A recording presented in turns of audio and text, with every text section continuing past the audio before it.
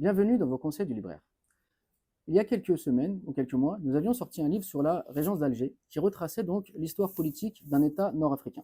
Il faut savoir qu'à ce moment-là, Alger était très prisé par les puissances étrangères. Il y a de nombreuses tentatives donc pour envahir la ville d'Alger et en particulier donc les tentatives d'invasion des Espagnols qui avaient déjà pris certaines villes donc de la côte.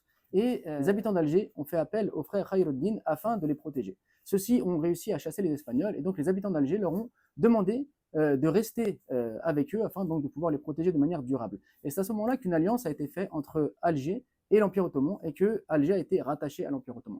Par la suite, Alger s'est plus ou moins émancipée de l'Empire ottoman, gardant bien sûr un lien avec elle, mais tout en étant indépendante, c'est-à-dire qu'elle choisissait ses propres souverains. Et donc, à travers ce livre, La Régence d'Alger, on avait retracé les différents Dey qui ont dirigé la ville d'Alger, et on avait pu découvrir de manière globale l'histoire de la ville d'Alger.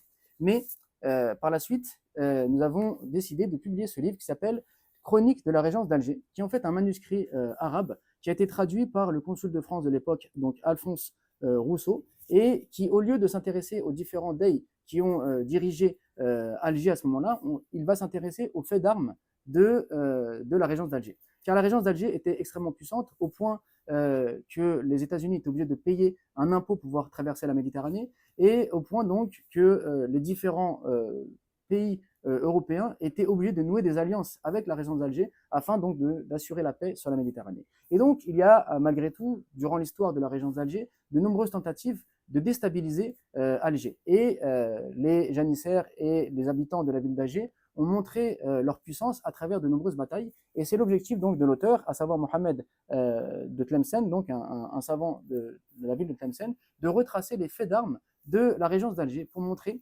la puissance qu'elle avait, la puissance militaire qu'elle avait et la grandeur politique qu'elle avait. Donc il ne va pas s'intéresser à retracer l'histoire politique de la ville, mais plutôt les différentes batailles, les batailles sur lesquelles Alger s'est illustrée et comment est-ce qu'elle a réussi à faire face aux tentatives d'attaque et de déstabilisation extérieure. Donc c'est un livre très intéressant pour amplifier, on va dire, notre connaissance d'Alger, on va dire, du règne des navigateurs de la Méditerranée et comment est-ce que les habitants d'Alger ont réussi à protéger leur identité, mais surtout protéger leur territoire.